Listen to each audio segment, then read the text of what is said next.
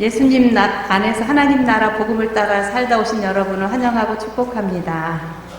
7월 11일 둘째 주 예배를 우리 하나님 앞에 드리게 됨을 감사합니다. 생애를 결정하는 법칙 에세 읽음으로 주님 앞에 예배를 드리도록 하겠습니다. 시작. 생애를 결정하는 법칙. 사람의 몸은 그릇입니다. 의식이란 우리 몸이 감각을 통해서 밖에서 얻은 정보들을 자신이 선택하여 체험화한 것입니다. 우리는 세상에 살면서 많은 것을 보고 듣습니다. 그러나 그것 전부가 우리 속에 들어와 의식화되지 않습니다. 어떤 것은 한 번 보고 듣고 스쳐 지나갑니다. 그러나 가치가 있다고 생각하는 것은 여러 번 되새기고 반복하는 동안 우리 속에 의식으로 쌓이게 됩니다. 그리고 이 의식은 영이 역사하는 통로가 됩니다. 그리하여 사람이 어떤 생각을 갖고 있느냐에 따라 그 사람의 생애가 달라지게 되는 것입니다. 사도 바울은 우리의 그릇을 깨끗하게 하나님 앞에 귀히 쓰이는 그릇이 될 것이라도 하였습니다. 하나님의 말씀을 옳게 깨달아서 말씀으로 인한 체험을 갖도록 원하고 있습니다. 또한 말다툼이나 헛된 삶은 절대로 금할 것을 명령하셨습니다. 나의 말은 나의 의식을 담는 재료가 됩니다. 항상 찬송과 구원의 간증으로 우리 몸을 말씀으로 채워서 준비합시다. 그러면 하나님은 그때그때 우리의 생애를 통하여 창조의 역사를 나타내실 것입니다. 할렐루야. 그대는 진리의 말씀을 올바르게 가르치는 부끄러울 것 없는 일꾼으로 하나님께 인정을 받는 사람이 되기를 힘쓰십시오. 디모데후서 2장 15절 말씀입니다. 자, 사도신경으로 우리의 신앙을 고백하도록 하겠습니다. 전능하사 천지를 만드신 하나님 아버지를 내가 믿사오며 그 외아들 우리 주 예수 그리스도를 믿사오니 이는 성령으로 잉태하사 동정녀 마리아에게 나시고 본디오 빌라도에게 고난을 받으사 십자가에 못 박혀 죽으시고 장사한 지 사흘 만에 죽은 자 가운데서 다시 살아나시며 하늘에 오르사 전능하신 하나님 우편에 앉아 계시다가 저리로서 산자와 죽은 자를 심판하러 오시리라. 성령을 믿사오며 거룩한 공예와 성도의 죄를 사하여 주시는 것과 몸이 다시 사는 것과 영원히 사는 것을 믿사옵나이다. 아멘.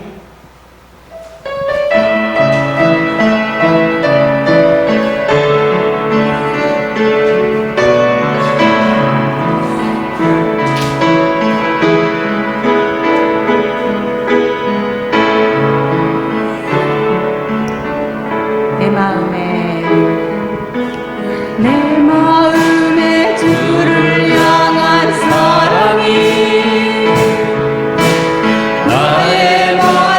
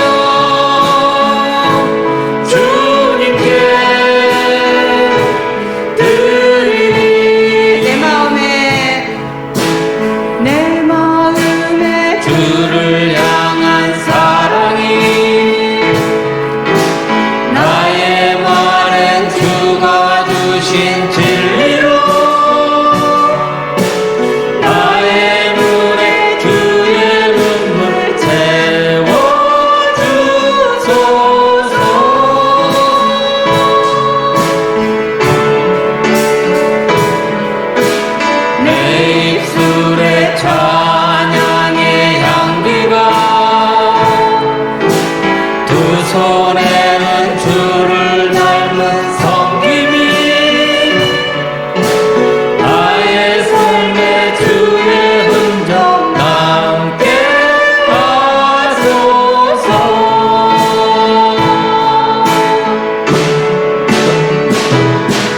하나님의 사랑이 영원히 함께하리. 십자가의 길을 걷는 자에게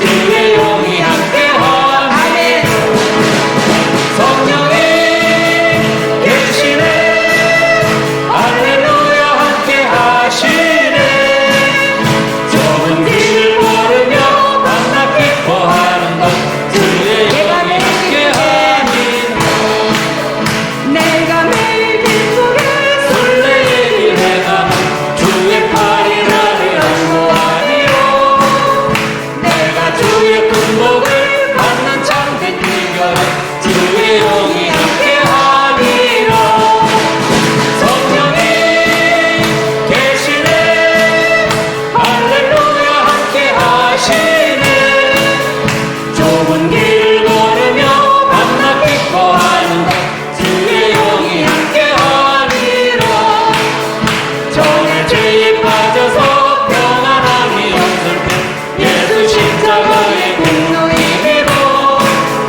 그 말 아래 엎드려 참된 평화 얻으면 주의 영이 함께하니 아멘 성령이 계시네 할렐루야 함께하시네 좁은 길을 걸으며 만나 기뻐하는 것 주의 영이 함께하니라 나와 동행하시고 모든 염려하시니 나는 숲의 새와 같이 기쁘다 내가 기쁜 마음으로 주의 뜻을 행하면 주의 영이 함께하니라 성령이 계시네 할렐루야 함께하시네 좁은 길을 걸으며 만나 기뻐하는 것 주의 영이 함께하니라 세상 모든 욕망과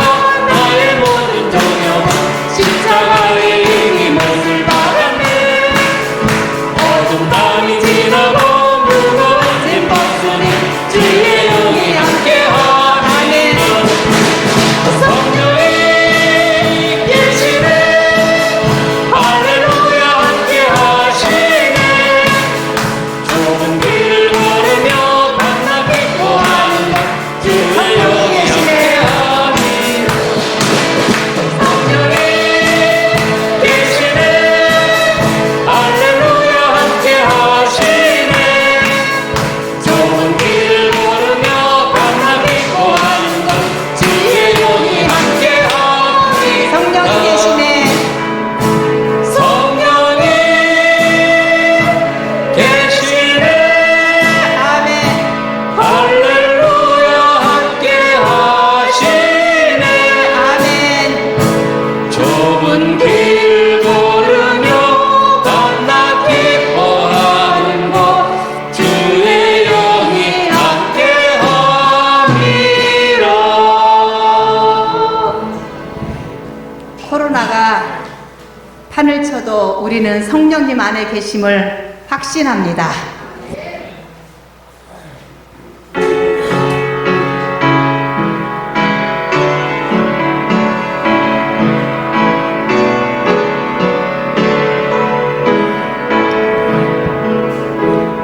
유월절 어린 양의 피로 나의 삶의 문이 열렸네 저 어둠에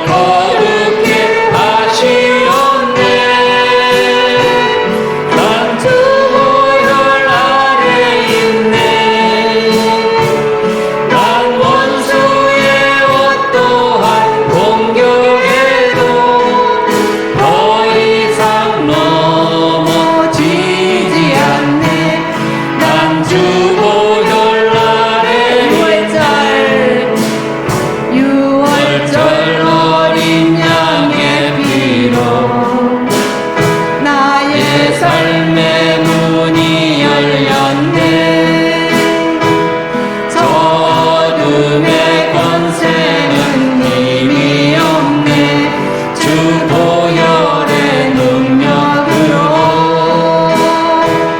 원수가 날 정죄할 때에도 난 의롭게 설 수 있네.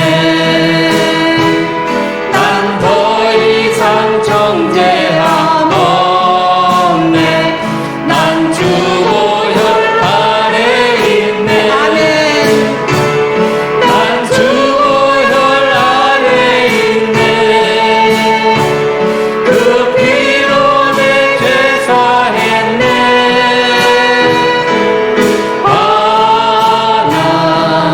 하나님의 긍휼 날 거룩해 하시었네. 난 주 보혈 아래 있네. 아멘. 난 원수의 어떠한 공격에도 더 이상 넘어지지 않네. 난 주 보혈 난 주 보혈 아래 있네. 난 주 보혈 아래 있네. 그 피로 내 죄 사했네.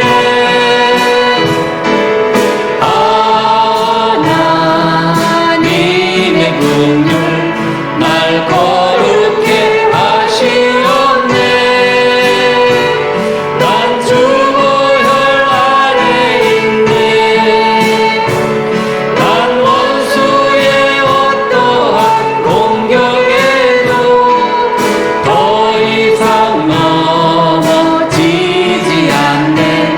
난 주 보혈 아래 있네. 난 주. 주 보혈 아래 다 같이 난 주 보혈 아래 있네. 난 주 보혈 아래 있네. 아멘.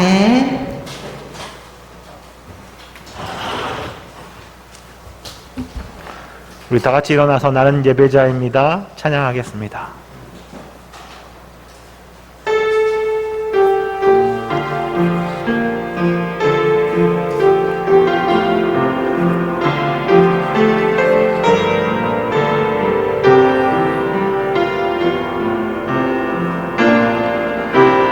나는 하나님을 예배하는 예배자입니다.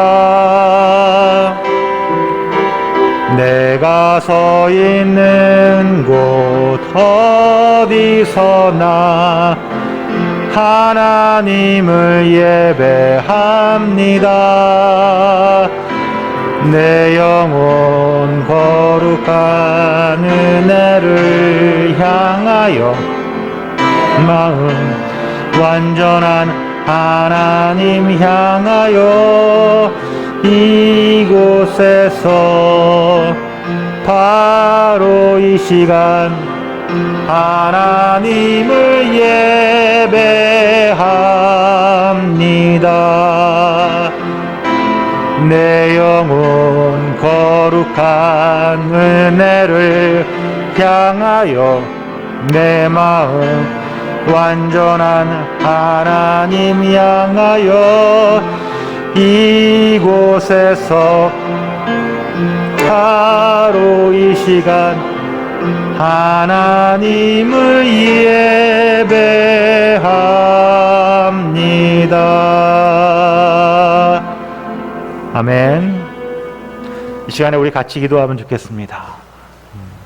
나라를 위해서, 그리고 지금 코로나로 인해서 많은 어려움들이 있는데 많은 어려움을 겪고 있는 나라와 또 우리 이웃들과 또 그리고 오늘 예배를 위해서 우리 같이 잠시 기도하고 잠시 같이 기도하겠습니다.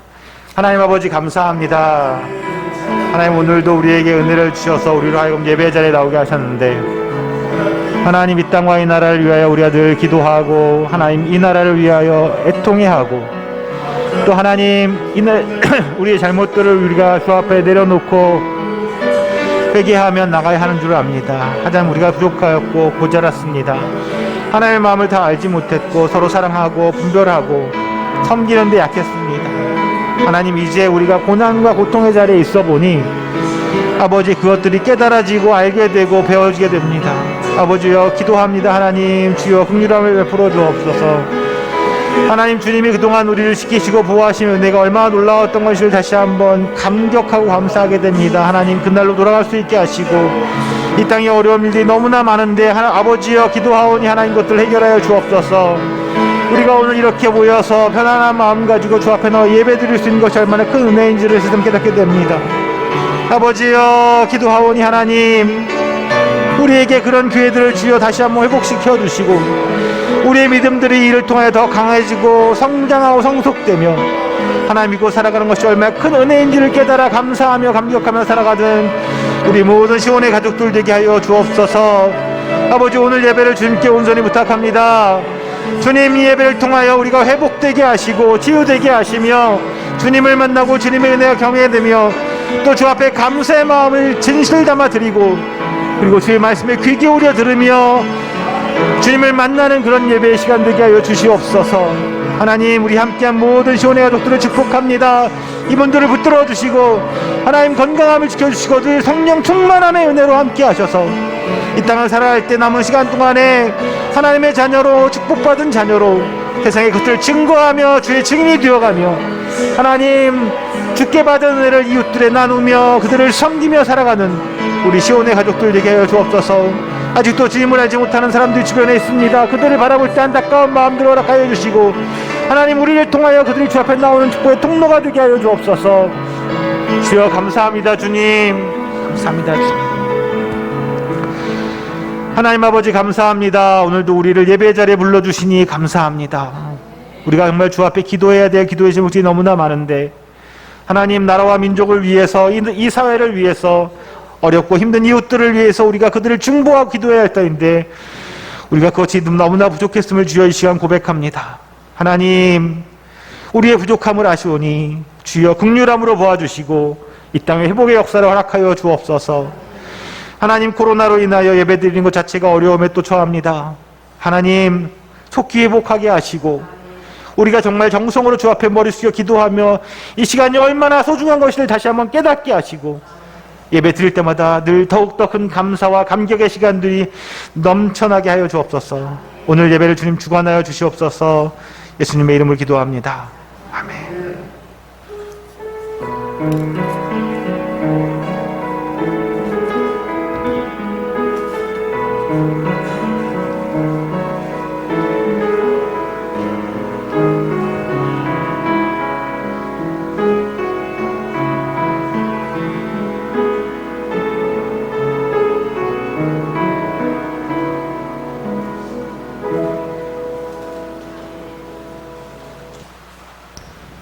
오늘 봉독할 하나님의 말씀은 욥기 42장 1절에서 6절까지 말씀입니다. 제가 가진 성경 800페이지에 있습니다. 욥이 주님께 대답하였다. 주님께서는 못하시는 일이 없으시다는 것을 이제 저는 알았습니다.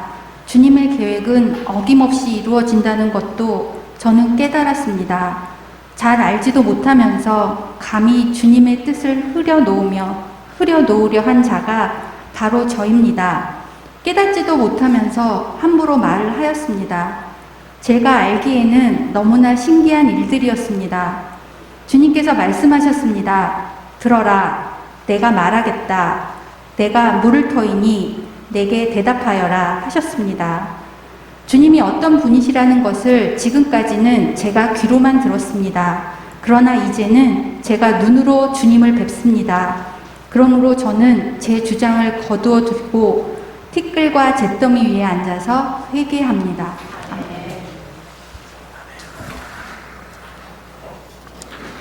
7월의 두 번째 주일입니다. 주님의 날 예배 자리에 나오신 여러분 모두를 주님의 이름으로 축복합니다. 우리 지난주에 인사했던 것과 똑같이 옆에 분을 보시고 진심으로 당신을 사랑하고 축복합니다. 인사하겠습니다.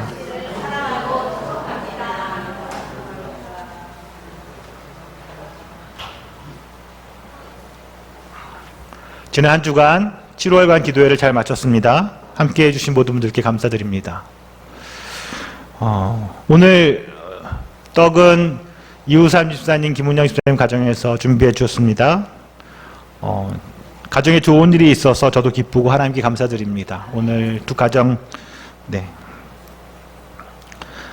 다음 한 주간 교회 내부 공사가 있을 예정입니다. 우리 천장에 공조하는 거 하고, 그 다음에 이 바닥에 벽이 좀 썩어 들어가는 게 있어서 그거 다 교체하는 작업을 일주일 동안 할 거거든요. 월요일부터 금요일까지 하면 공사할 겁니다. 혹시 지나가다, 교회 공사하는구나. 내가 기도하러 왔는데 공사하고 있어 놀라지 마시라고 미리 말씀드리는 겁니다. 그리고 가장 큰 문제, 코로나로 인한 거리두기 단계가 강화되었습니다. 내일부터 이제 4단계 되어서 교회 예배도 전면 비대면으로 하라는 게 뉴스에서 보셨죠? 네.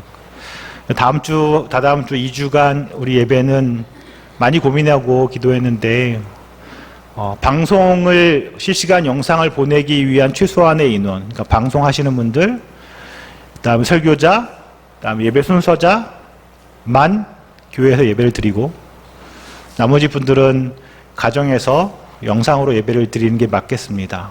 그러니까 2주 동안은 그렇게 할 거라고 생각하시고, 그리고 부득이 난 스마트폰도 없고 아무것도 없어 집에서 도저히 교회 예배를 드릴 수 없다고 하시는 분만 말씀해 주시면 모셔서 교회에서 같이 예배를 드리겠습니다. 그러니까 그렇게 생각하시고 그게 맞는 것 같습니다. 저희가 뭐 그냥 예배 어떻게 할까 이렇게 저렇게 할까, 사실 예배 인원 우리가 얼마 안 되고 거리두기에서 우린 다 모여 예배 드려도 괜찮아요. 우리 내부적으로는 괜찮은 것 같아요. 근데 우리만 생각할 문제가 아니라는 생각이 들어서 이 안에 또 주변에 사람들에 대한 물이 있어서 2주 동안 우리가 그렇게 예배 드릴 테니 똑같이 10시 50분부터 우리가 연습은 잘 되었잖아요. 해봤었으니까 그렇게 방송으로 예배를 드리겠습니다. 그러니까 그렇게 기억하여 주시고 다음 주부터 주중에 서로 볼 수 없으니 안부를 물어주시면 좋겠습니다. 믿음 없다 하지 마시고 믿음의 문제가 아닌 것 같아서 너무 예민하다 하지 마시고 그게 맞는 것 같습니다. 기도하겠습니다.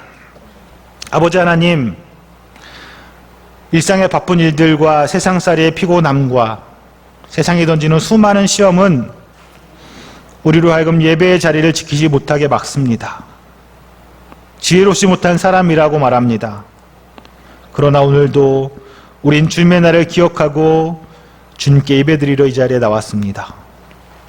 주님, 우리를 붙들어 주셔서 예배의 기쁨과 은혜를 경험하게 하옵소서.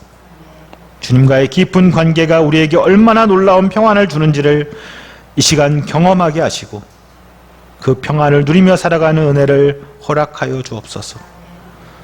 오늘 이 예배를 통하여 주님의 양된 우리로 하여금 주님의 음성을 듣고 주님을 누리게 하옵소서.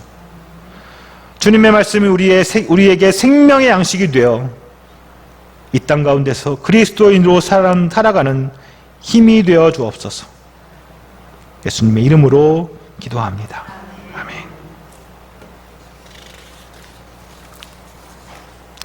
사랑하는 시온교회 성도 여러분, 우리 중에 흥부와 놀부 이야기를 모르시는 분, 나 흥부 놀부 처음 들어봐, 없으시죠? 뭐 저희 아이들도 아니까.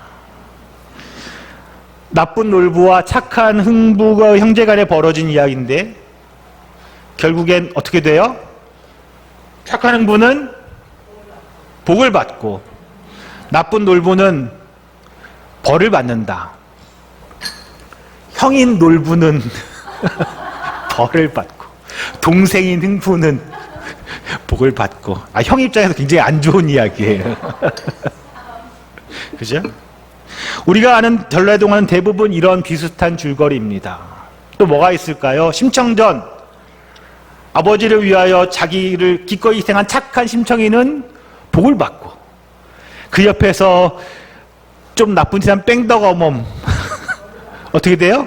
벌을 받고. 다 그런 이야기지요. 아이들이 좋아하는 햇님 달님 이야기 있습니다. 햇님과 달님. 오누이 호랑이가 아시죠? 그 오누이 엄마를 이렇게 말하고 되게 잔혹한 것 같아. 아이들 동화가 엄마를 잡아먹고 아이를 잡아먹으러 온 이 호랑이는 동아줄, 썩은 동아줄 잡고 올라가다 떨어져 대밭에 떨어져 죽는 벌을 받고, 이 착한 오누이는 하늘에 올라가서 뭐가 돼요? 에? 해와 달이 되죠. 해와 달이 돼요. 전래동화가 그렇습니다. 이렇듯 전래동화는 대부분 인과응보라는 주제에 맞춰져 있는 이야기입니다. 착한 일을 하면 복을 받고 악한 일을 하면 벌을 받는다, 그런 이야기죠. 하지만 오늘 우리가 살고 있는 이 세상은 어떻습니까? 착한 일을 한 사람이 꼭 복을 받고 악한 일을 한 사람이 반드시 벌을 받나요? 너무 쉽게 아니요라고 하시네요. 악한 사람이 벌을 받고. 제가 사회생활을 하는 동안에 직접 겪기도 했고 들었던 많은 이야기는 꼭 인과응보의 법칙에 맞지 않는 것 같습니다. 성실하게 정직하게 사업하다가 어려움을 당하고 때로는 부도를 맞기도 하고 어려움을 겪는 분들을 사기를 당하기도 하고 그런 분들을 많이 보았습니다. 오히려 때때로 법을 어기기도 하고 세금을 탈세하기도 하고 또 필요하면 뇌물로 사람들을 구워 삼기도 하고, 이렇듯 또 필요하다면 경쟁업체를 모방하고 비방하고 깎아내리기도 하고, 그렇게 사업을 하는데 성공하는 사람도 많이 보았지요. 돈만 있으면 죄를 지어도 벌을 받지 않는다고 말하기도 합니다. 또 때로는 법이 없이 저분은 법 없어도 살 것 같아 착하게 사는데 늘 가난과 고통의 문제가 떠나지 않은 분들도 가끔 보게 되지요. 성경에도 이와 비슷한 사람의 이야기가 나옵니다. 우리가 앞으로 다음 돌아온 한 주간 읽어야 되는 욥기 이야기의 주인공인 욥이라는 사람입니다. 그는 정말 좋은 사람이었지요. 세상에서뿐 아니라 하나님 앞에서도 완전한 사람이었다라고 성경은 말합니다. 욥기, 이제 욥기를 좀 펴시죠. 욥기 1장 1절. 제가 한번 읽어보겠습니다. 욥기 1장 1절. 우리가 아까 마지막 장을 성경 공독해서 1장 1절 한번 보겠습니다. 욥기 1장 1절. 우스라는 곳에 욥이라는 사람이 살고 있었다. 그는 흠이 없고 정직하였으며 하나님을 경외하며 악을 멀리하는 사람이었다. 아멘. 자, 성경 펴셨어요? 욥기 1장. 우수가 어딘지 몰라요, 지금. 하지만 욥이라는 사람이 있었고 흠이 없고, 말 그대로 그는 완전하고 진실해서 또 하나님을 두려워하기까지 하고 악한 일은 거들떠보지도 않는 사람이었다는 겁니다. 그래서일까요? 그것 때문일까? 그는 대단한 복을 받은 사람이기도 합니다. 2절과 3절 우리 한번 읽어보면 좋겠습니다. 2절 시작.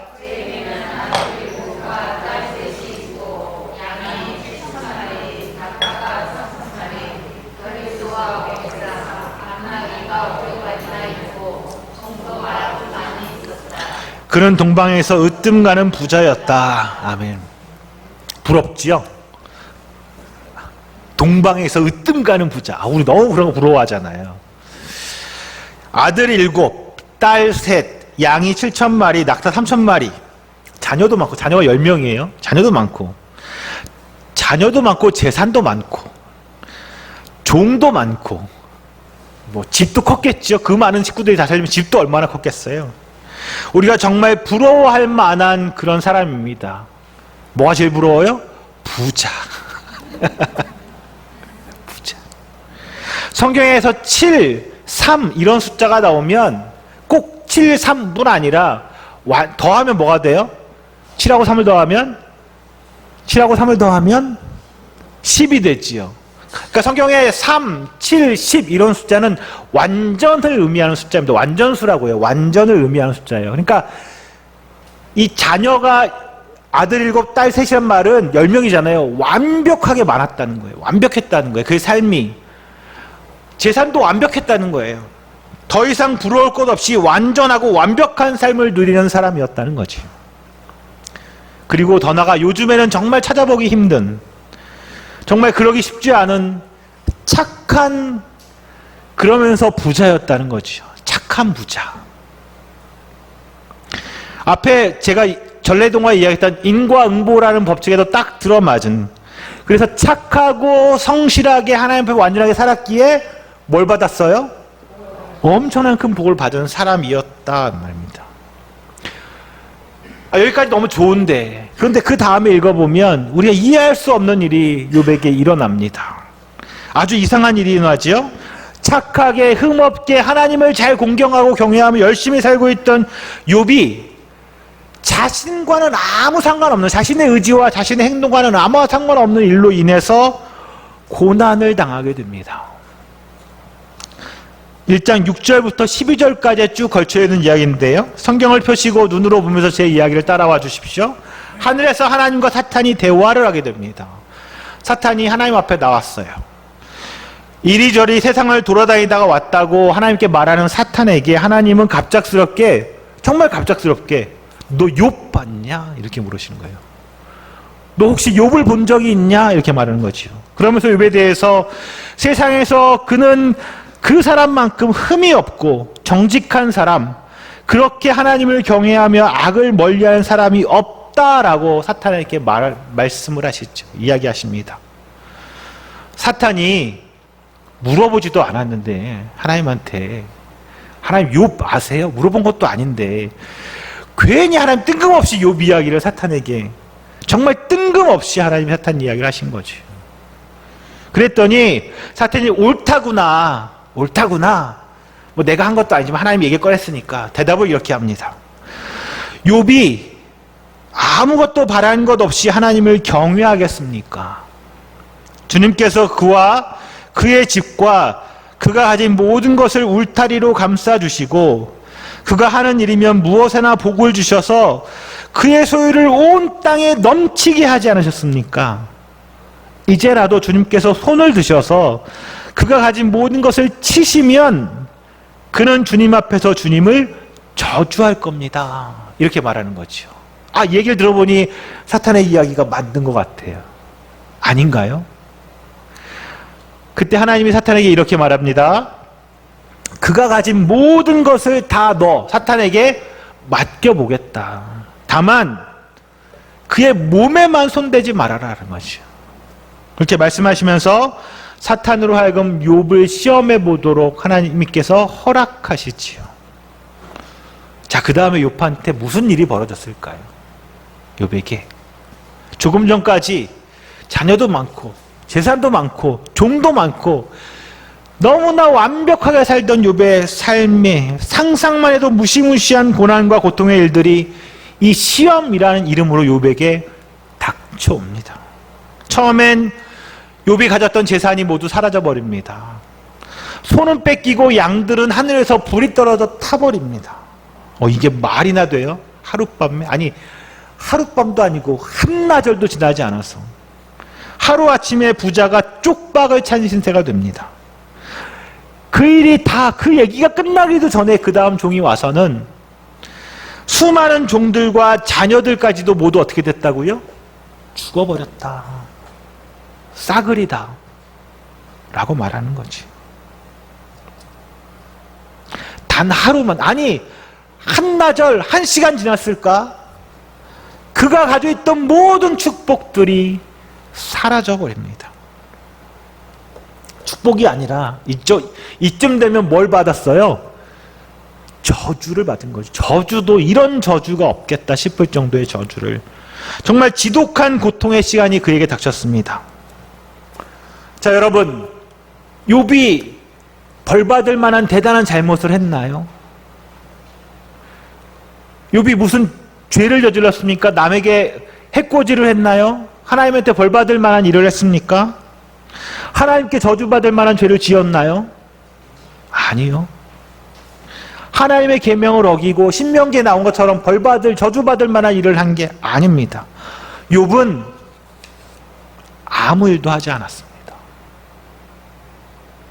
아니, 오히려 욥은 흠이 없고 하나님 말씀대로 진실했고 하나님을 경외했기 때문에 이런 고난과 고통을 겪습니다. 차라리 좀 적당히 살았다면, 하나님이 사탄에게 자랑하지 못할 만큼 이 적당히 살았다면 그런 일을 겪지 않았을지도 모릅니다. 우리가 말하는 것처럼 한 발은 하나님께 한 발은 세상에 적당히 걸치고 살았다면, 애매하게 살았다면 그런 고난과 고통이 없었을지도 모르지. 그런데 하나님은 오히려 그렇게 착하고 진실한 그 욥을 고난과 고통의 구렁텅이로 몰아넣으십니다. 너무 이상하지요? 왜 이런 일이 벌어질까? 오늘 욥의 이야기는 그렇게 시작됩니다. 사랑하는 시온교회 성도 여러분, 그래서일까요? 욥기는 우리가 이해하기 어려운 책이라고 알려져 있습니다. 읽긴 하지만 어렵다고들 말하지요. 읽어도 무슨 뜻인지 잘 모르겠다고, 이해가지 않는다고 이렇게 말합니다. 그런데 우린 이번 주간에 욥기를 읽어야지요. 그죠? 그래서 오늘 설교가 그런 분들에게 욥기를 읽고 그 가운데 있는 하나님의 마음을 알아가는 데 도움이 됐으면 좋겠습니다. 먼저 욥기는 창세기 시대, 그 중에서도 아브라함과 이삭이 살던 시대가 배경입니다. 그때도 하나님을 알고 그 뜻을 따라 살던 사람이 있었다는 거지요. 아직 하나님이 어떤 분인지 이스라엘 백성처럼 부르시고 이런 일이 없었지만 그냥 흩어져 살던 사람들 가운데서도 하나님을 알고 제사 지내고 섬기며 살던 분들, 사람이 있었다는 겁니다. 또한 욥기는 지혜 문헌이라고도 하지요. 지혜가 무엇인가를 기록한 책입니다. 잠언, 전도서 이런 것처럼. 그렇다면 우리가 욥기를 읽을 때 그 욥기 가운데서 참 지혜가 무엇인가, 그것을 알게 되는 게 중요하겠지요. 욥기를 읽을 때는 이게 말하는 참, 우리가 세상 가운데 살아가는 참 지혜가 무엇인가를 욥기가 말하고 있구나. 그것들을 좀 생각하고 읽으면 좋을 것 같습니다. 욥기를 읽다 보면 여러 사람이 등장하고 많은 말들이 쏟아집니다. 많이 헷갈리고 뜻을 파악하기도 어렵습니다. 그런데 이 욥기의 구조라는 걸 생각해 보면 의외로 굉장히 간단합니다. 책을 쓸 때 어떻게 써요? 제일 먼저 뭐라고 이렇게 글을 써요? 제일 먼저 서론을 쓰지요. 그죠? 서론. 그 다음 뭘 써요? 본론. 그 다음 뭘 써요? 결론. 욥기는 이렇게 돼 있어요. 서론, 본론, 결론. 간단하지요? 정말요? 간단하게 서론, 본론, 결론 되어 있습니다. 서론은 1장, 2장까지가 서론이에요. 주로 욥기의 고난이 생겨나게 된 배경을 이야기합니다. 말씀드렸던 것처럼 그 1장, 2장에 나온 이야기는 욥은 알 수 있었던 걸까요? 모르는 걸까요? 모르는 겁니다. 하늘에서 벌어진 이야기를 적고 있지요. 욥은 알지 못했던 사건에서 이야기가 시작됩니다. 사탄과 대화 중에서 벌어진 이야기지요. 그 다음 3장부터 쭉 가서 41장까지가 본론의 이야기입니다. 본론은 크게 두 부분으로 나눠져 있는데요. 앞에는 3장부터 37장까지는 욥과 그리고 세 친구들의 이야기가 번갈아 나옵니다. 그들의 논쟁이지요.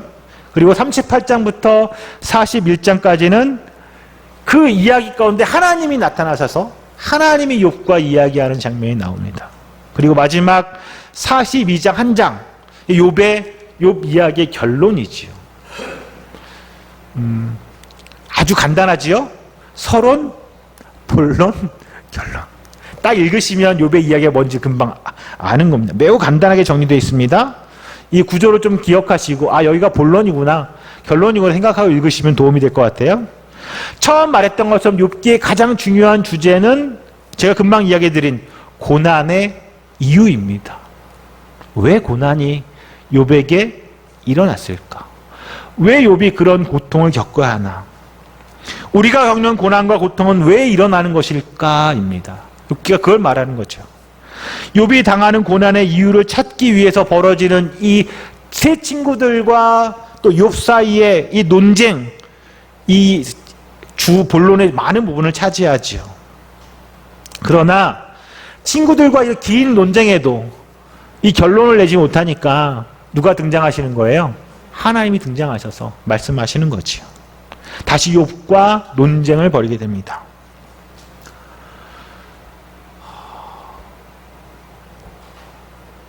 여러분은 하나님 믿으시죠?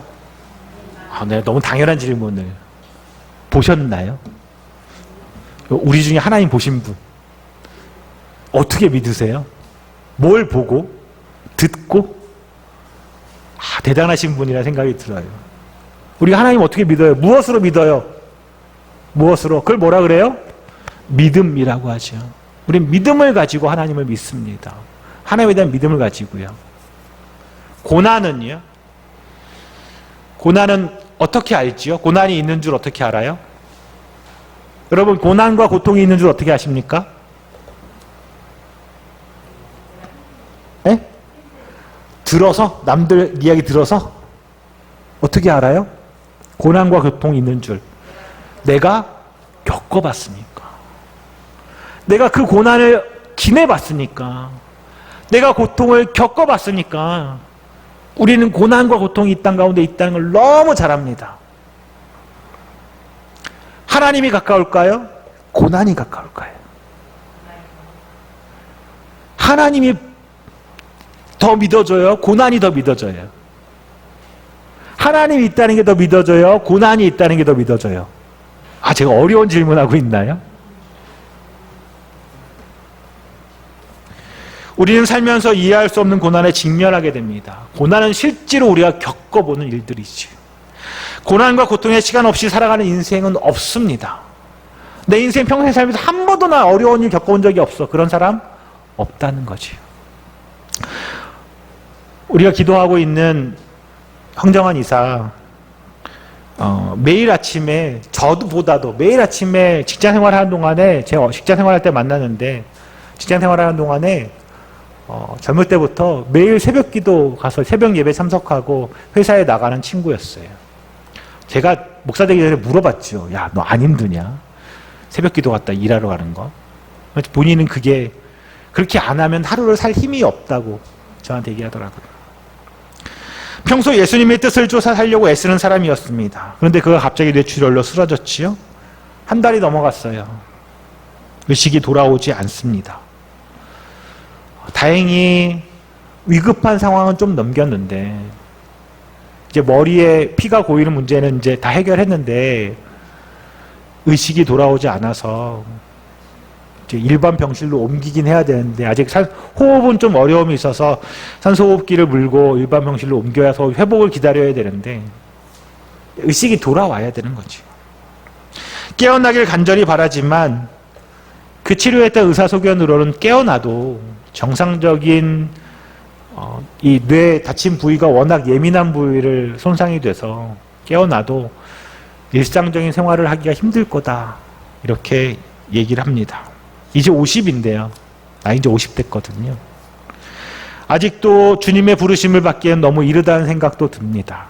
남겨진 아내와 아이들은 아직 아무런 준비도 없고 어찌해야 될지 막막하기만 합니다. 주님의 뜻이 무엇인지, 왜 그에게 그런 일이 일어나는지 전 이해할 수가 없습니다. 왜 하필? 선하신 하나님이라고 배웠는데 왜 그에게 그런 일이 일어나는지 원망이 나와도 이상하지가 않을 것 같습니다. 우리가 살아가는 황인권 사님도 마찬가지지. 남은 여생이 사실 많지도 않으신데 지금껏 그렇게 신앙으로 살아온 삶을 생각하면 마지막 가는 길, 마지막 주님 부르신 날까지 좀 더 축복 가운데서 그 아들과 좀 알콩달콩 하면서 우리 예배에도 좀 같이 드리면서 그렇게 살다가 주님 부르심 받으면 참 좋을 것 같은데 의식 없이 병원에 누워 계신 지가 1년이 넘습니다. 이 자리에 계시지만 저희 어머니는 저희 집에서 믿음이 가장 좋은 분이십니다. 저희 어머니 때문에 저희 온 가정의 믿음이 어쩌면 세워진 게 맞지요. 온 가족이 어머니 때문에 예수님 믿고 살게 됐습니다. 그런데 몇 년 전부터 계속된 여러 가지 병으로 인해서 사는 게 힘들다고 하십니다. 왜 어머니일까? 우리 가족 많은데. 믿음 좋은 집사님의 사업장은 요즘 너무 힘이 듭니다. 코로나로 인해서 모두가 그렇다고 하긴 하지만 그래도 하나님의 이 능력이라면 이 콕 집어서 그 우리 믿음 좋은 집사님 사업장만 콕 집어서 거기만 좀 축복을 이렇게 쪽집게처럼 주셔가지고 남들 다 안 돼도 그 가게만 좀 잘 되게 하실 수 있는 능력이 충분하실 것 같은데 그런 기적이 일어나지 않습니다. 아니 오히려 사업을 계속 해야 될지 고민이 되고 이제 접어야 될지도 모릅니다. 그럼 그 다음엔 어떻게 살아가야 될지 막막하기만 한 거지. 우리가 살고 있는 세상은 그렇습니다. 우리는 하나님을 믿습니다. 하나님이 전지전능하신 분이라고 말합니다. 그런데 그 하나님이 어디에 계신지 우리를 막고 있는, 우리를 힘들게 하는 이 고난과 고통의 문제를 도무지 해결해 주시지 않습니다. 내가 무언가 잘못해서 내가 하나님 앞에 범죄하여 죄를 지어서 벌을 받는 거라면 그냥 달게 받겠는데 많은 경우 우린 이유를 찾기 어려운 그런 고난 앞에서 무너집니다. 믿음, 그것을 추스리기가 어려운 거지요. 하나님은 왜 이렇게 우리가 겪는 이 고난과 고통의 문제를 그냥 보고만 계시는 걸까요?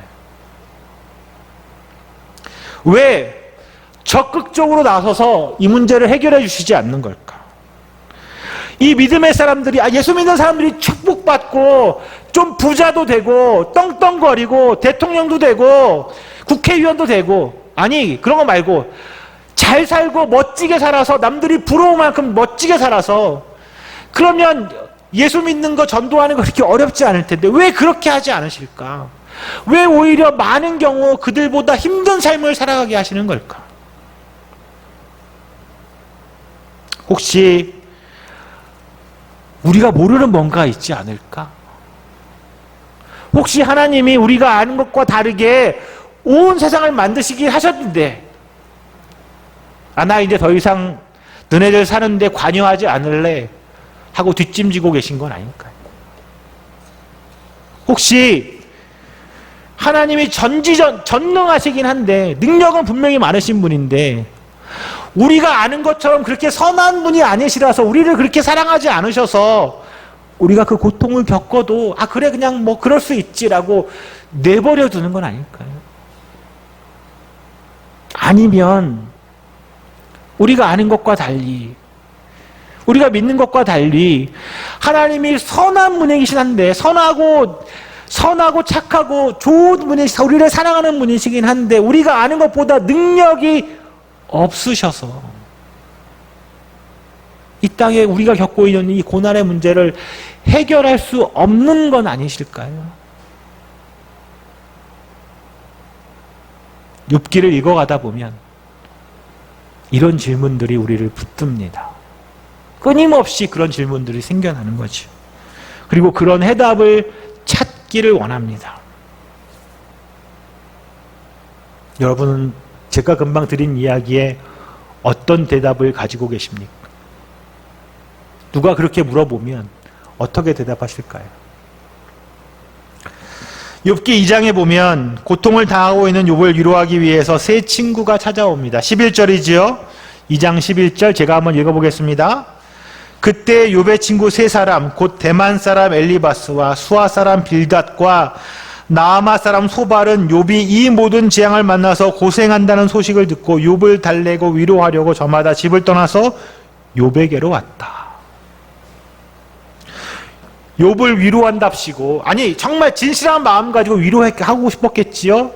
세 친구가 찾아옵니다. 그런데 문제는 이 친구들이 찾아와서 위로한답시고 하는 이야기들이지요. 한 명 한 명 무슨 이야기를 했는지 한번 살펴볼까요? 첫 번째 친구인 엘리바스는 4장인데요. 4장 7절과 8절 한번 찾아보겠습니다.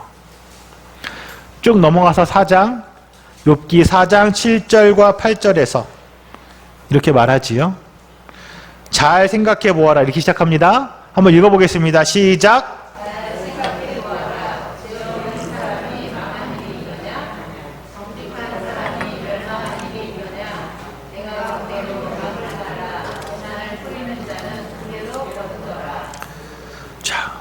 그렇게 말했어요. 두 번째 친구인 빌닷도 8장 3절 6절에서 이렇게 말합니다. 제가 읽어보겠습니다. 너는 하나님이 심판을 잘못하신다고 생각하느냐? 전능하신 분께서 공의를 거짓으로 판단하신다고 생각하느냐? 내 자식들이 주님께 죄를 지으면 주님께서 그들을 벌하시는 것은 당연한 일이 아니냐? 그러나 내가 하나님을 간절히 찾으면 전능하신 분께 자비를 구하면 또 내가 정말 깨끗하고 정직하기만 하면 주님께서 너를 살리시려고 떨치고 일어나셔서 내 경건한 가정을 회복시켜 주실 것이다.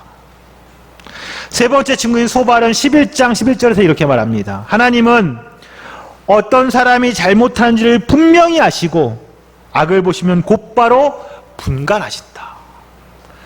세 친구의 말하는 이야기의 공통점은 뭘까요? 욥에게 너 뭔가 잘못한 게 있는 거야.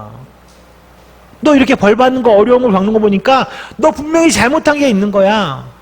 아니면 너의 자녀들이 잘못했거나 무언가 잘못한 게 있겠지. 하나님이 괜히 이런 거 하시는 분이 아니에요. 그러니까 그 잘못한 거 하나님께 나가 회개하고 돌이키면 하나님이 그것도 회복시키실 거야 라고 말하는 거지요. 똑같이 이렇게 말합니다. 우리도 그렇게 말하나요?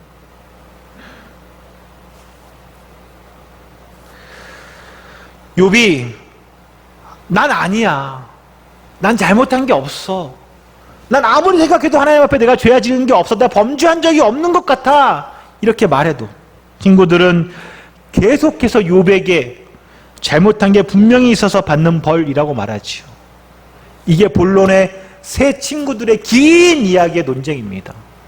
친구는 너 잘못한 게 있어. 욥은 난 아니야. 또 다른 친구 너 있어. 난 아니야. 너 있어. 난 아니야. 이 논쟁이 반복되는 거죠. 친구들이 말하는 그것이 바로 우리가 처음에 이야기했던 전래동화에 나온 인과응보의 논리입니다. 원인이 있으니까 결과가 생겼다는 거죠. 네가 잘못한 게 있으니까 하나님이 벌을 주셨다는 겁니다.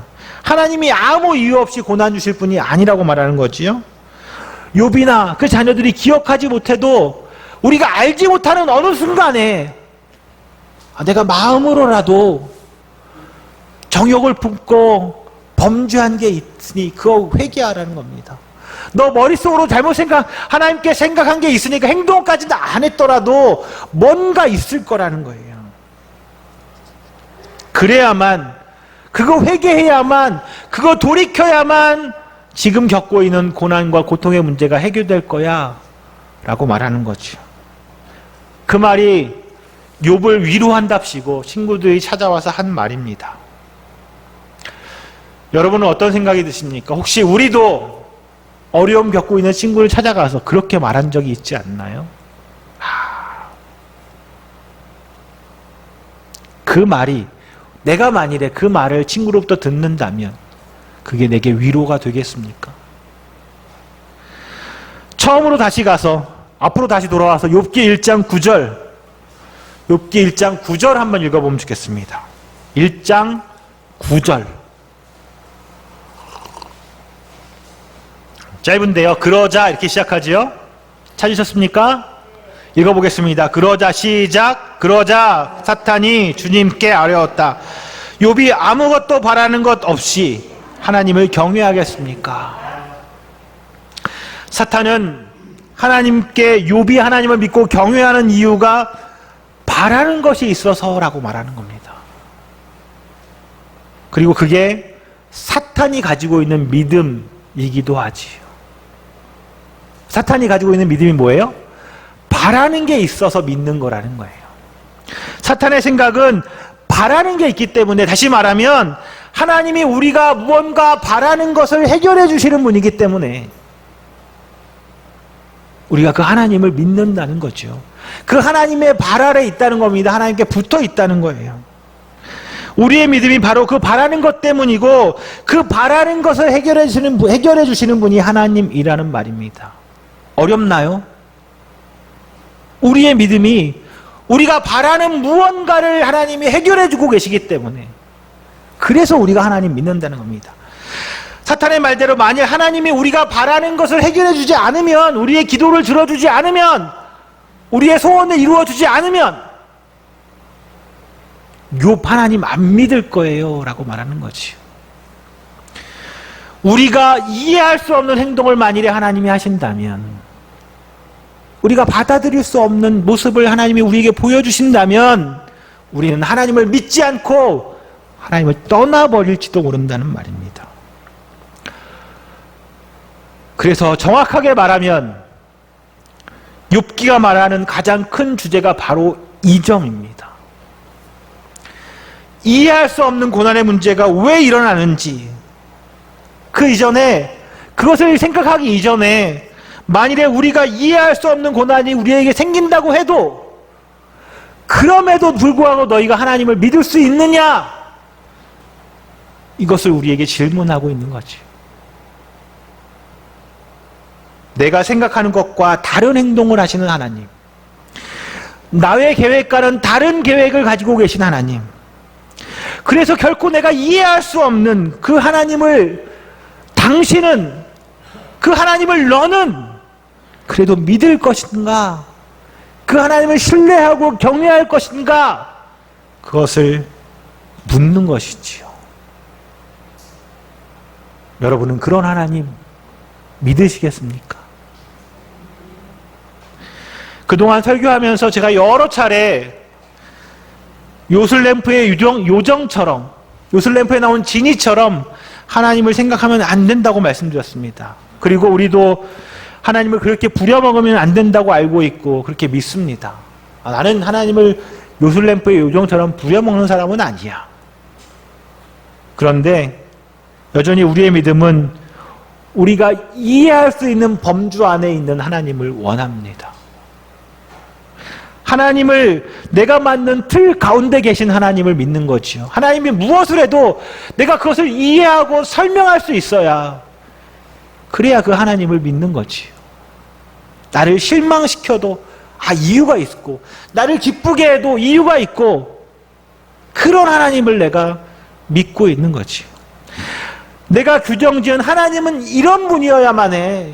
그 틀 가운데 하나님을 집어넣어놓고 그 틀을 벗어나면 하나님 이상한 분이야, 하나님 없나 봐, 우리의 믿음은 흔들리고 시험에 듭니다. 그리고 더 나가서 그런 하나님, 어떻게 그럴 수 있는 그런 하나님 내가 믿어야 하냐, 나 하나님 안 믿을래, 떠나기도 하고 믿음이 사라지기도 하는 거지요. 욥의 세 친구들 역시 욥의 고난에 대해서 자신들의 이해 가운데 계신 하나님을 이야기하는 거지요. 하나님은 반드시 원인과 결과에 따라 행동하시는 분이라고 가르칩니다. 이 친구들 역시 자신들이 만든 그 틀 가운데 하나님을 가두어 놓는 거지요. 욥의 고난에 원인이 있다, 그래서 벌 주시는 것이야, 그런 하나님이야, 내가 아는 하나님은 반드시 그런 분이니까 너에게 그럴 거야 라고 말하는 거죠. 그들은 인과응보의 법칙만이 그들이 하나님을 이해할 수 있는 틀이었기 때문에 그 하나님을 그 가운데 짜맞춰 놓고 이해하려고 했습니다. 그러나 욥은 이런 친구들의 말에 뒷부분이 31장 4절부터 6절까지 해서 이렇게 말합니다. 제가 읽어보겠습니다. 31장이고요. 4절부터 6절까지입니다. 제가 읽겠습니다. 4절. 하나님은 내가 하는 일을 낱낱이 알고 계신다. 내 모든 발걸음을 하나하나 세고 계신다. 나는 맹세할 수 있다. 여태까지 나는 악한 일을 하지 않았다. 다른 사람을 속이려고도 하지 않았다. 하나님이 내 정직함을 공평한 저울로 달아보신다면 내게 흠이 없음을 아실 것이다. 자신은 하나님이 내 무고를 알 거다라고 욥이 말하는 거지요. 자신은 절대로 악한 일을 하지 않았다고 말합니다. 하나님께서 자신의 그런 무고함을 아실 것이다 라고 항변하지요. 그리고 우린 이미 그 욥이 겪고 있는 이 고통의 문제의 원인을, 그 원인이 욥 때문이 아니라는 사실을 알고 있습니다. 그러면서 35장에 보면 35절에 보면 이제는 자신의 그런 처지가, 이 처지에 대해서 하나님이 말씀하시는 대답을 듣고 싶다라고 말하는 거죠. 35절에 나는 이런데 하나님이 이제 하나님이 나에게 무언가 대답해 주셔야 되는 거 아니냐 라고 말하는 겁니다. 사랑하는 시온교회 성도 여러분, 여기까지 쭉 읽다 보면 욥이 참 억울하겠다, 진짜 욥 억울하겠다 라는 생각이 듭니다. 그렇지 않나요? 그죠? 욥이 뭐 잘못한 게 있어요?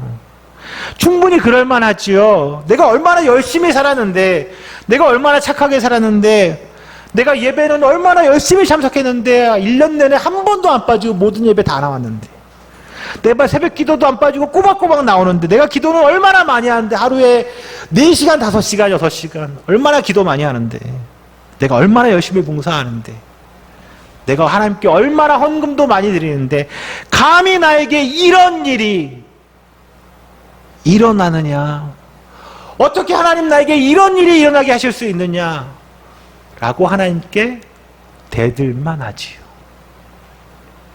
하나님, 무슨 변명이라도 좀 해보세요. 하나님 실수하신 거예요. 하나님 잘못하신 거예요. 나에게 변명이라도 해보세요 라고 말하는 게 당연하지 않겠습니까? 욥이 그렇게 말하니까 하나님이 뭐라고 대답하셨을까요? 하나님이 어떻게 이 문제를 해명하셨을까요? 하나님의 변명, 아니 하나님의 해명, 그 뭘까요? 38장부터 41장까지에는 거기서 하나님은 욥의 질문에 대해서 대답하시기는커녕 오히려 욥에게 속사포 같은 질문을 쏟아내십니다. 대답이 아니라 질문을 욥에게 던지시는 거예요. 욥을 향한 하나님의 질문은 이런 겁니다. 욥, 너 누가 땅을 설계했는지 아느냐? 누가 그 위에 측량줄을 띄웠는지 아느냐? 무엇이 땅을 버티는 기둥을 잡고 있느냐? 누가 이 땅에 주축도를 놓았느냐? 바닷물이 땅속 모태에서 터져나올 때 누가 문을 닫아 바다를 만들었느냐? 빛이 어디에서 오는지 아느냐? 어둠의 근원이 어디 있는지 아느냐? 너 해가 뜨는 곳에 가본 적 있냐? 동풍이 불어오는 그 바람이 시작되는 시발점에 가본 적이 있냐? 이런 질문들을, 수많은 질문들을 하나님이 갑작스레 욥에게 쏟아냅니다. 너 대답 한번 해봐.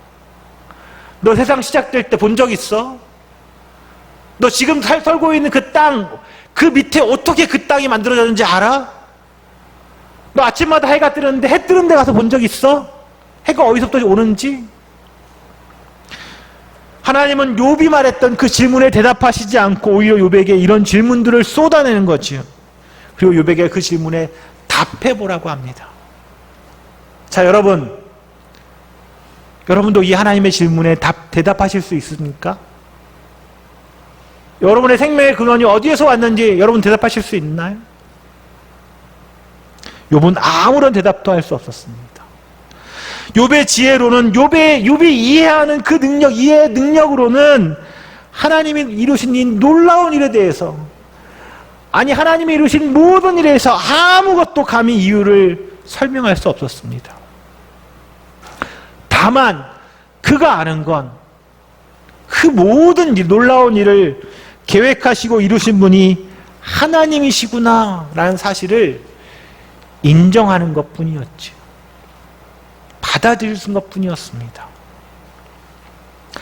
사랑하는 시온교회 성도 여러분, 오늘 우리가 이야기하고 있는 이 욥기의 주제인 고난과 고통의 이유, 왜 나에게 이런 일이 일어나는가?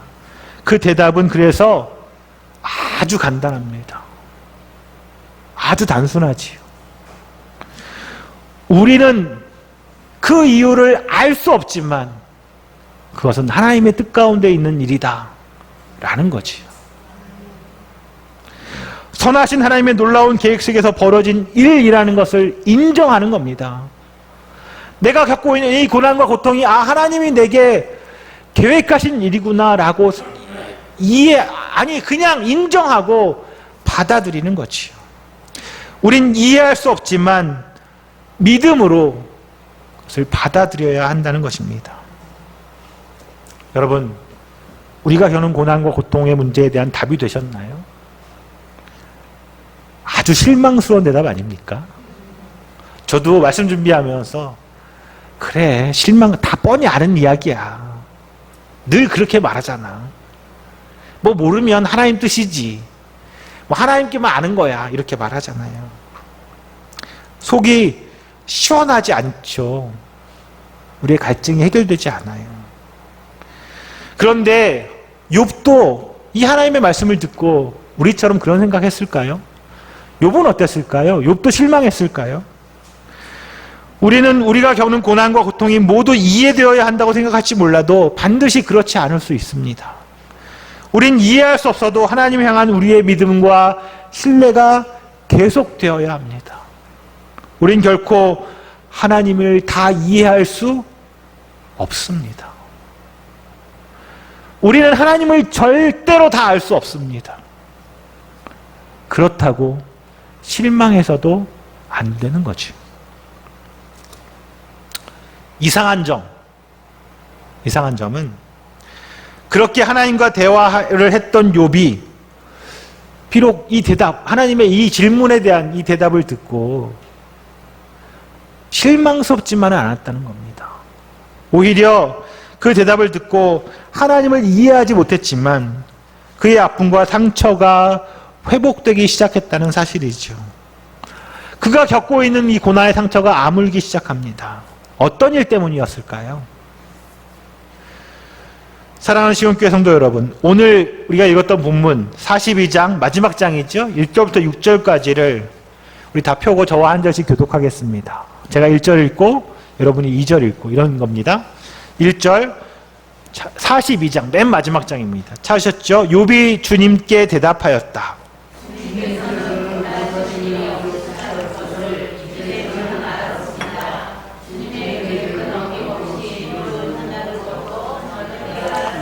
잘 알지도 못하면서 감히 주님의 뜻을 흐려놓으려 한 자가 바로 저입니다. 깨닫지도 못하면서 함부로 말을 하였습니다. 제가 알기에는 너무나 신기한 일들이었습니다.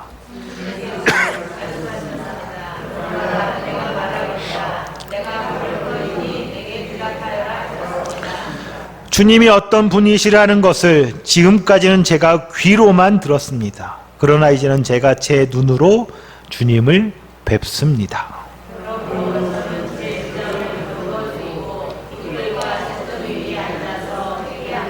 아멘. 욥은 고통 중에 함께 하시는 하나님을 만났습니다. 고난 중에 그 하나님을 보았지요. 욥이 겪는 고난의 시간 중에 욥은 그 욥의 곁에서 그를 위로하시고 그 고난의 시간을 견디며 지나가게 하시는 하나님을 만났습니다. 고난의 이유, 그건 여전히 모르지만 어떤 고난도 욥 혼자 그것을 감당하고 가게 하시지 않으시는, 욥과 함께 걸어가며 그것을 견뎌게 하시는 그 하나님, 그 하나님의 마음을 욥은 깨달았습니다. 그리고 그것이 하나님의 은혜라는 것을 알았지요. 저도 여러분에게 그 하나님이 동일하게 오늘 우리와 함께 하심을 말씀드리고 싶습니다. 비록 우리가 이해할 수 없는 고난과 이해할 수 없는 고통의 시간을 보내고 있다고 해도 왜 나만 이렇게 아파야 되는지, 왜 나만 이렇게 힘들어야 되는지, 왜 나만 늘 실패하는지, 왜 나만 늘 떨어지는지, 난 이렇게 착하게 살려고 하는데 왜 사람들은 나만 이렇게 괴롭히는지 다 이해되지 않아도 그래도 그 길 내 옆에서 나를 함께하여 주시고 나를 위로하시고 나를 이끌어 가시는 그 하나님, 그분이 계신 것이지요. 우린 그분을 의지하고 선하심에 기대어 오늘을 살아갑니다. 오늘 내 앞에 닥쳐있는 이 고난과 고통의 시간을 견디며 지나갑니다. 이해할 수 없지만 우린 여전히 하나님을 신뢰하고 그분을 믿습니다. 그분을 사랑합니다. 그것이 오늘 우리의 믿음이지요. 이 시간 우리 나눠드린 악보에 있는 이 찬양 같이 하면 좋을 것 같습니다. 찬양의 가사를 기억해 주시면 좋겠어요. 가사가 이렇지요. 나 약해 있을 때에도 주님은 함께 계시고 나 소망 잃을 때에도 주님은 내게 오시네. 나 시험 당할 때에도 주님이 지켜주시고 나 실망 당할 때에도 주님이 위로하시네. 주님만이 내 힘이시며 주님만이 날 도우시네. 이 찬양 우리 같이 하고 주여 한번 크게 외치고 오늘 말씀을 기억하며 우리 같이 기도하겠습니다.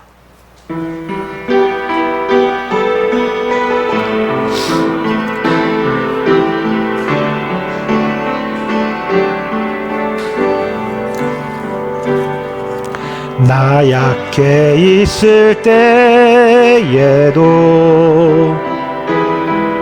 주님은 함께 계시고 나 소망 잃을 때에도 주님은 내게 오시네. 나 시험 당할 때에도 주님이 지켜주시고 나 실망 당할 때에도 주님이 위로하시네. 아멘. 주님만이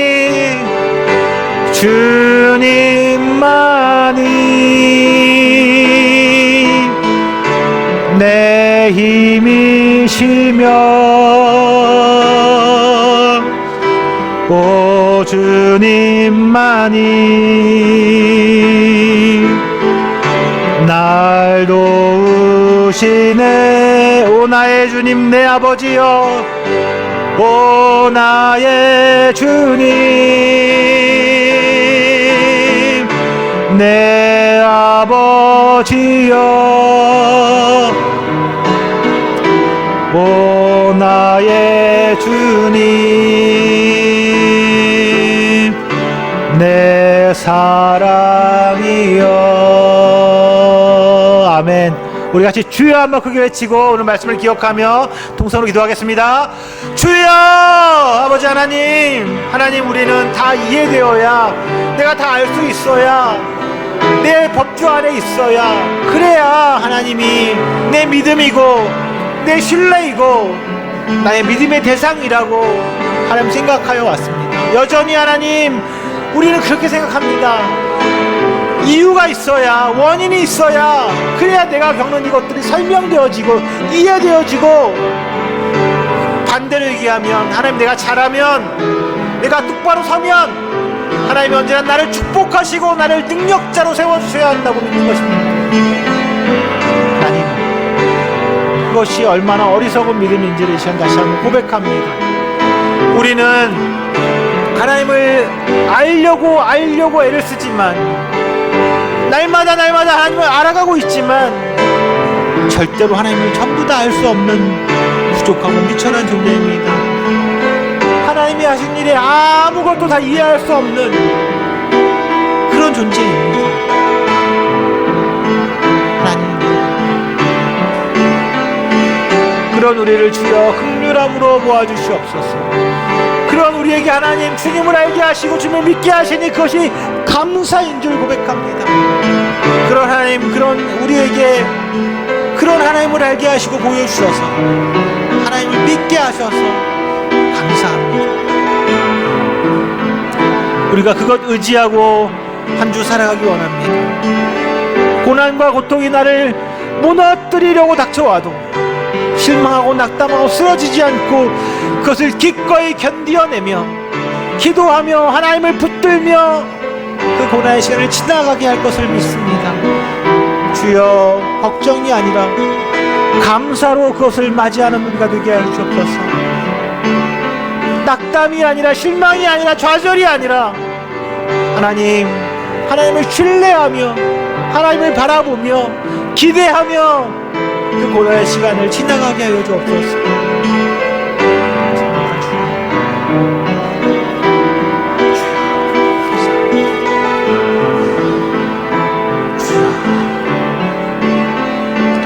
감사합니다, 주님.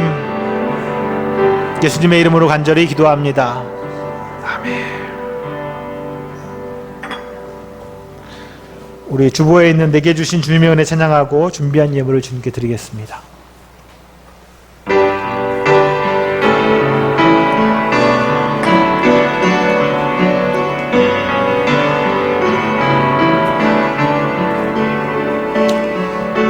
내게 주신 주님의 은혜 감사하며 찬양합니다. 증량할 수 없는 은혜 내 마음 드립니다. 마음과 뜻과 정성 다해 주님께 드립니다.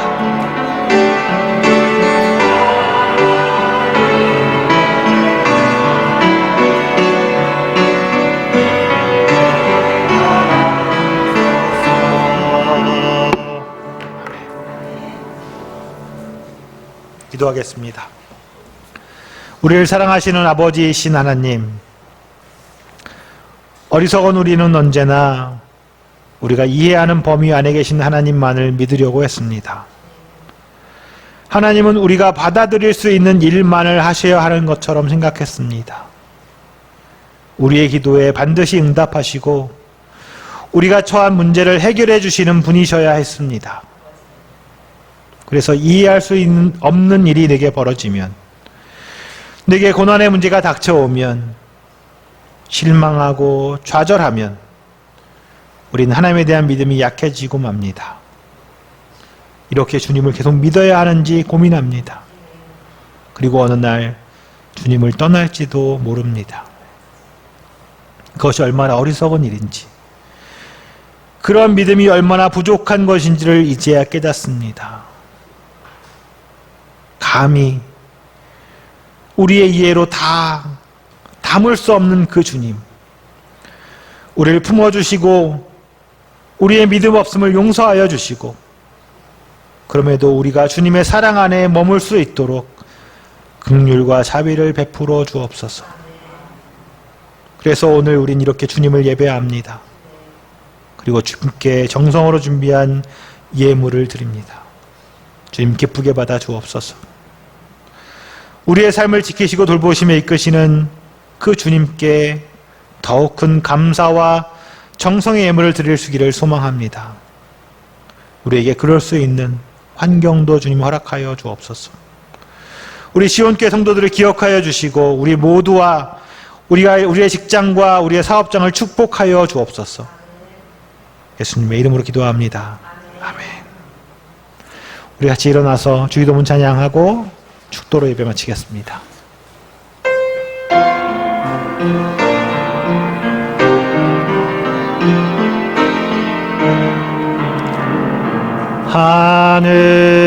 하늘에 계신 아버지, 이름 거룩하사 주님 나라 임하시고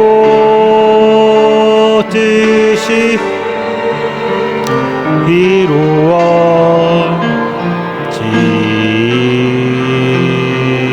이루어지이다.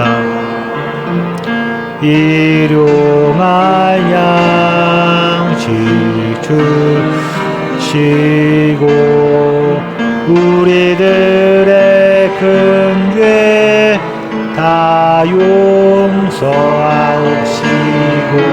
또 시험에 들게 마시고 악에서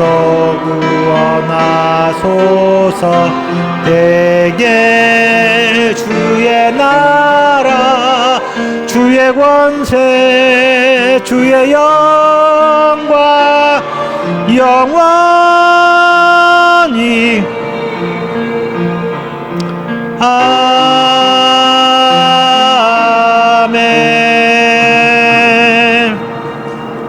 이제는 우리의 구주 되신 예수 그리스도의 은혜와 성부 아버지 하나님의 그 크신 사랑하심과 성령 하나님의 교통하심과 충만하심의 은혜가 하나님을 아는 것이 지혜라는 것을 다시 한번 마음에 새기며 예수 안에서 하나님 나라 복음을 따라 매일의 삶을 그에 걸맞게 살아가는 우리 시온교회 모든 성도들과 우리의 가정과 우리의 사업장과 우리가 살아가는 모든 삶의 터전 위에 우리 교회 위에 지금부터 영원까지 함께 있을지어다. 아멘.